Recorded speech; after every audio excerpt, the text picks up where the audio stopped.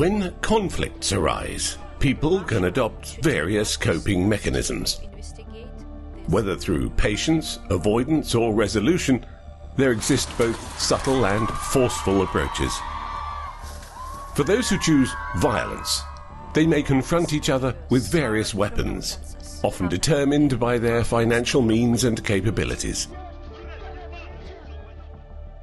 Due to a lack of funds or a source of weapons, readily available substances such as acid, known for its high destructive power on both the body and the mind, can be used as weapons.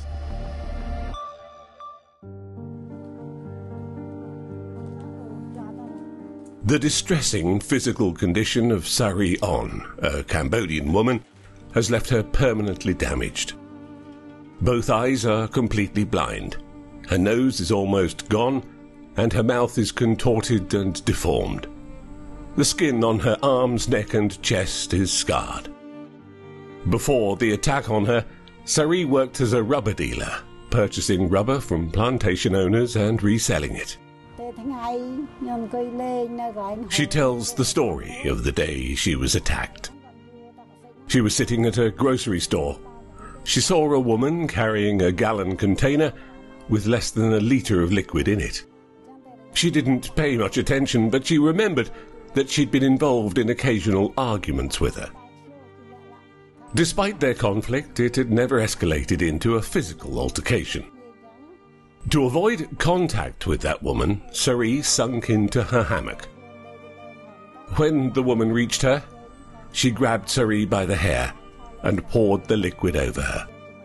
She felt a severe burning sensation, like a ball of fire falling from the sky onto her face and body. The liquid in the container was concentrated sulfuric acid. Sari says she knew it was acid after the liquid came into contact with her, because it was burning hot and stretched her skin. The acid had already destroyed Sari's eyes, face and parts of her torso before she reached the hospital. She had to undergo multiple surgeries. Skin tissue from her buttocks was transplanted to repair acid damage to her face. The perpetrator was later arrested. During her recovery, Sari's father pursued legal action tirelessly. The case concluded with the acid attacker being sentenced to just 6 months in prison.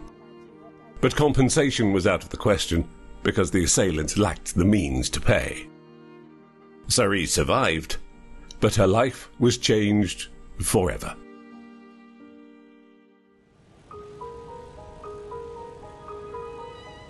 Acid attacks are a regular occurrence here in Cambodia. In Sari On's case, the neighbour assaulted her with acid out of envy over her successful business. Jealousy is another motive for these simple but heinous acts. The photographs hanging on the wall depict a once beautiful young woman named Janda, alongside her youngest daughter. After the acid attack, however, these images represent nothing more than a beautiful memory. This is how Janda looks today.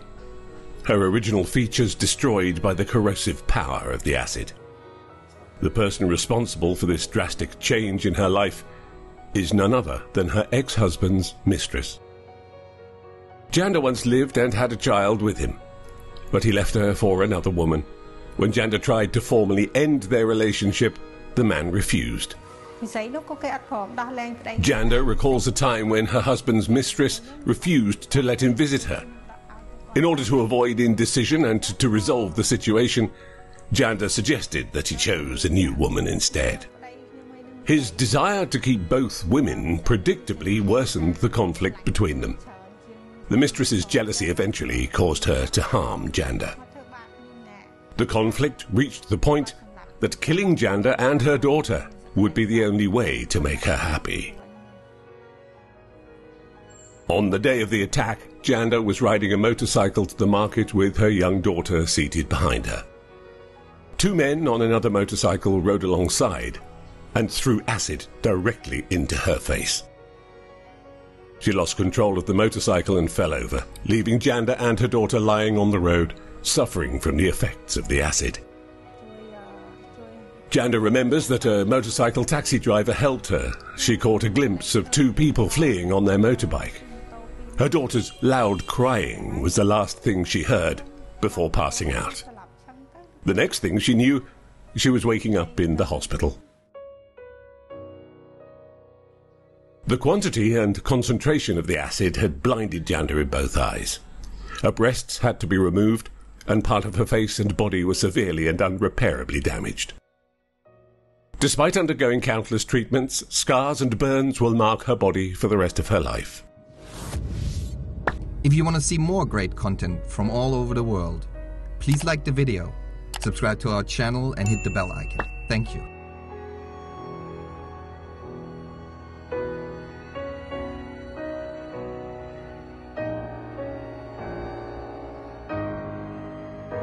In Cambodia, due to the prevalence of acid attacks, the government has enacted stricter laws, imposing prison sentences ranging from 20 years to life for such offences. These harsher penalties have led to a significant decrease in the number of acid attacks. In many other countries, though, including Bangladesh, Afghanistan, Pakistan, India and Colombia, the situation remains of concern. Even developed countries like the United Kingdom are also experiencing a worrying increase in the frequency of acid attacks. On April 17, 2017, a man named Arthur Collins threw acid into a crowd enjoying themselves in a London nightclub, injuring dozens, with many suffering severe burns. Collins was sentenced to 20 years in prison, and the motive behind the attack was identified as jealousy over his ex-girlfriend. The jury have reached a verdict to convict Collins of such a barbaric and cowardice attack. He went there that night with the intention to cause serious harm. I'd like to pay tribute to the victims for standing strong and having to relive their ordeal through the trial. Data from police forces across England and Wales reveals that 710 acid attacks were recorded in 2022, compared to 421 in 2021, according to Acid Survivors Trust International, or ASTI. Even more worrying is the recent trend of criminals increasingly resorting to the use of acid to avoid being charged with attempted murder. This is due to the punishment for acid attacks being potentially less severe than that for causing bodily harm with intent. Well, it's an offensive weapon. The law is there that if somebody's carrying something which is not in the right receptacle, then we can respond. The bit we've got to be able to get better at is identifying what's in the bottle when someone's carrying it, and to stop people thinking they're able to use it to cause such horrendous injuries. In Cambodia, sulfuric acid is widely used as a weapon in cases of love triangles. In India, acid attack victims are often women who resist complying with men's demands, wives seeking divorce, women refusing to pay dowries, and those rejecting romantic advances or ending relationships. Globally, thousands of people become victims of acid attacks each year. Numerous local, national and international organizations have been established to help victims and advocate for an end to this horrific crime. One reason these kind of attacks persist is the ready availability of acid. Despite the dangers associated with it, controlling its distribution is difficult. While in Cambodia the enforcement of stricter laws has resulted in a decrease in acid attacks, easy access to the chemicals remains a concern. When exploring various stores selling acid, we noticed that the stricter laws have made vendors more cautious. They're not willing to sell it unless the buyer is someone who purchases it regularly and has a clear purpose for its use. We were able to purchase only a small amount of acid. Individuals seeking acid to cause harm will, however, go to great lengths to acquire the quantity they desire. The challenge in controlling the sale of acids does indeed arise from its multiple genuine applications. Acid, particularly sulfuric acid, has diverse uses in various industries and some everyday activities. The level of danger associated with acid, like any other adapted weapon, depends on the user's intent, making it difficult to regulate its purchase and use effectively.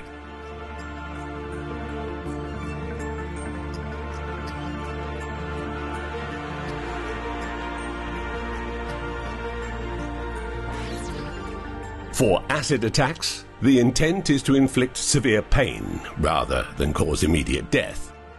If the victim survives, they are likely to endure disfigurement and both physical and emotional scars for the rest of their lives. Surviving the attack can be akin to a living death, as the pain is often considered worse than death itself.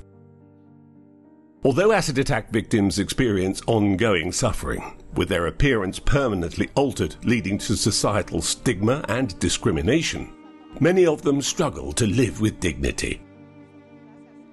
Reshma Qureshi is preparing to walk the runway at New York Fashion Week.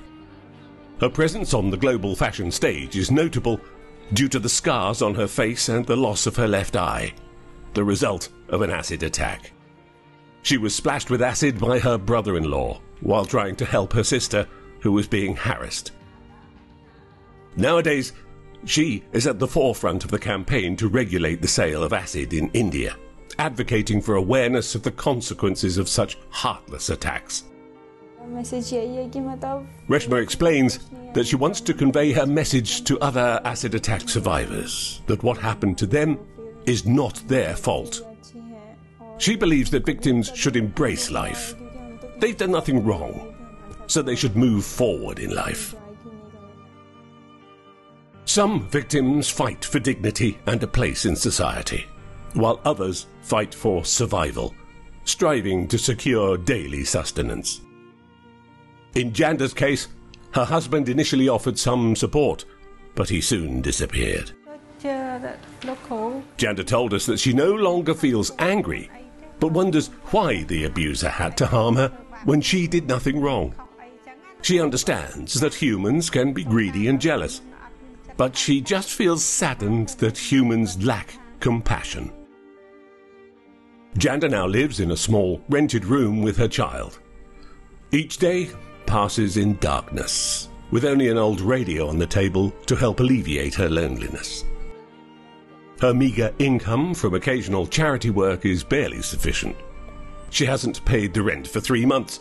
Today the landlord hangs a sign announcing that the room is for rent, along with a contact number for prospective tenants. The destinies of both Janda and Sari On are similar. They've survived, but endure lifelong physical and emotional suffering. Additionally, they face economic hardships that are not conducive to living as disabled people.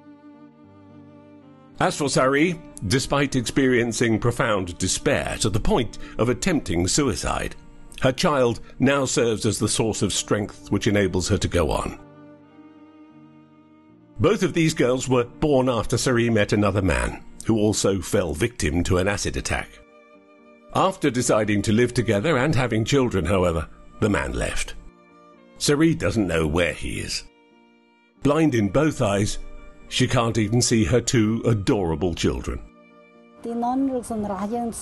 Sari tells us that she used to be a beautiful woman, but the loss of her appearance and eyesight means she still contemplates suicide. She attempted to take an overdose to end her life, but her mother intervened in time to prevent it. Though blind, her hands remain functional. Today she's found a means of sustenance for herself and her child through skilled craft work, specifically selling handmade goods, a job that doesn't rely on her eyesight. A cute 10-year-old child shows a bright red handmade hat and a knitted bag decorated with beads being sold through a live broadcast on Facebook. The crocheted hat is priced at $15, while the bag is $25. After deducting the cost of material, the net profit is approximately half of the selling price. The mother and the child work together selling their knitted goods worth about $175 per month. Although not a large amount, it is enough to sustain them. Cerie tells us that she now only lives for her children, and she doesn't want to be a beggar or ask others for money. Beneath the sunglasses, the area that had once been an eye has disappeared. The facial structure has been distorted, skin on the neck, shoulders and chest has become contorted. The corrosive properties of acid have reached the nerves beneath the skin, resulting in chronic pain.